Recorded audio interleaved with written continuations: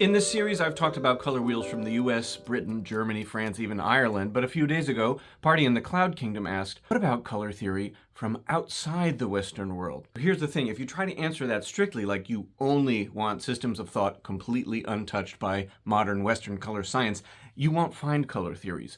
You'll find color lore.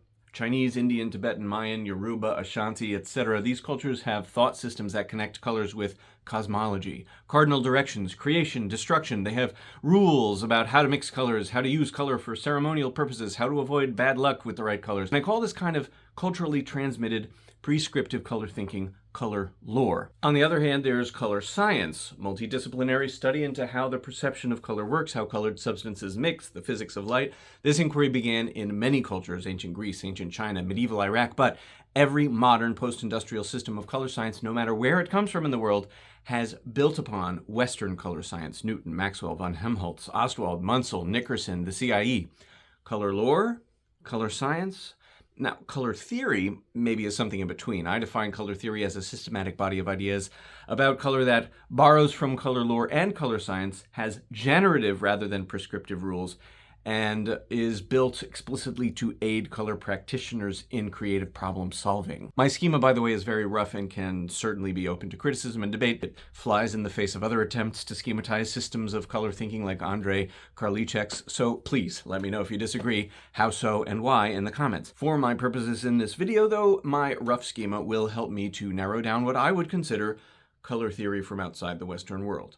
Many non-Western cultures have color lore. Some non-Western cultures have developed unique and interesting color theories, but as far as I know, none of them have done it without being in conversation with color science that originated in the West. So, in my mind, the interesting question isn't whether that Western influence exists. It does. It's what a non-Western culture did with it when they built something new on top of it. And Japan is the origin of two such color theory systems. So let's dive in. This is the practical color coordinate system color tone circle. It's actually a set of circles, so we're going to walk through the thinking behind it. The full system distinguishes 24 hues with perceptual intervals based directly on the Munsell system, and you can see that little lumpy diagram there. And there's the Munsell solid, which we talked about in episode 10. The PCCS color solid is asymmetric in the same way Munsell's is.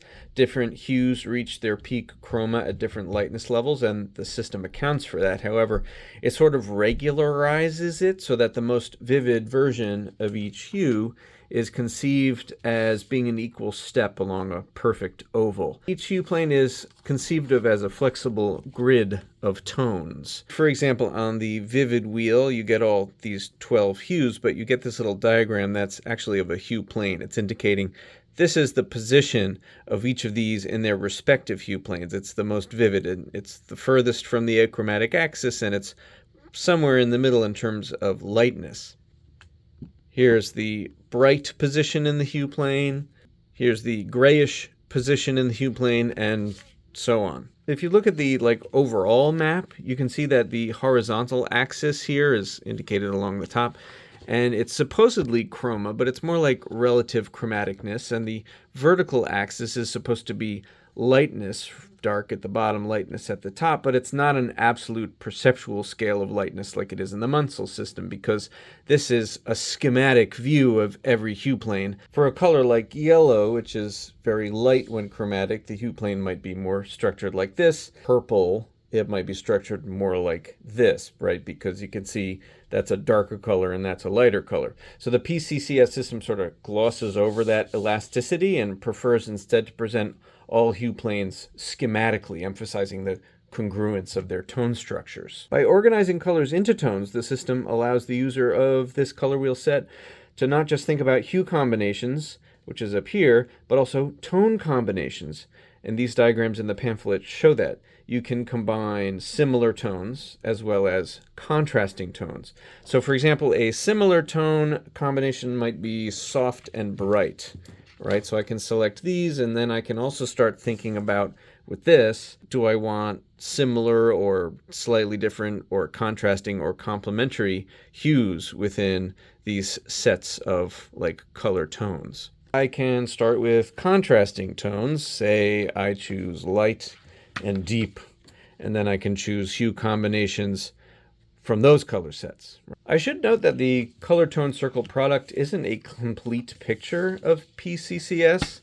The wheels all have 12 hues. The strong tone is not included, and the adjacent relationship is not included on the hue relationship wheel. Some people might see a Japanese color system where you overlap different nuances of color and different combinations and think, hey, Japan has this centuries-old tradition of named layered color combinations, the Kasane no Irome system of the Heian period. It's tempting to think that Japanese color lore is being combined with the Munsell system here, and I've even found that claimed online, but those mentions all seem to be either AI generated or just like secondary sources repeating each other. The actual technical and academic literature says that the tone system here came from the science done at the Japan Color Research Institute in the 1960s. Researchers showed their subjects sets of color stimuli and had them rate those colors against paired adjectives: heavy, light, calm, exciting, hard, soft. They ran factor analysis on the responses and found that lightness and chroma cluster together as a single perceptual dimension in how people actually experience and describe color.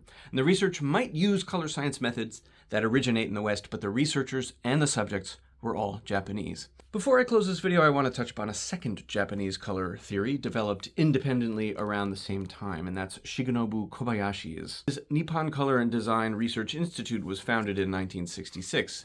And Kobayashi also started with Munsell. Here's one of Kobayashi's color wheels. You can see 20 hues with Munsell hue names, like you've got 5 purple blue and 10 yellow red. That's pure Munsell. And like the PCCS system, Kobayashi ended up moving away from lightness and chroma as separate axes. And he has similar like tone categories, but he went a step further and organized the tones into 2 new axes: warm versus cool and hard versus soft. The result is something he calls the color image scale. You get all these different color combinations that he can actually map based on where they fall. And you can see, again, that's not lightness versus chroma, that's not hue. This is a very different, very culturally influenced way of organizing color combinations, but it is based in color science. There's no evidence, by the way, that either organization built on the other's work. That convergence on the idea of tone as a way to organize and work with color then is actually really interesting. Munsell's rigorous navigable color space is really color science, not a color theory. To make it theory, I'd argue it needs a teachable, flexible, culturally responsive system for creative problem solving. These 2 different Japanese research institutes, working a few years apart and a few miles apart, both kind of converged on the same answer, that the system needed a way of naming colors and color combinations that was culturally responsive. Sanzo Wada's organization and Shigenobu Kobayashi's organization both looked at Munsell, which had just recently actually been adopted as like the national standard for Japan in 1958. And I think that's pretty interesting that they converged on the same solution, this system of categorizing tones. But whether that betrays some intrinsically Japanese way of thinking about color, I don't know. I think that's up for debate. Thanks again to Party in the Color Cloud Kingdom for the question, and thanks everyone for watching. Tune in next week for a new episode of Color Wheel Wednesday, and keep the questions coming.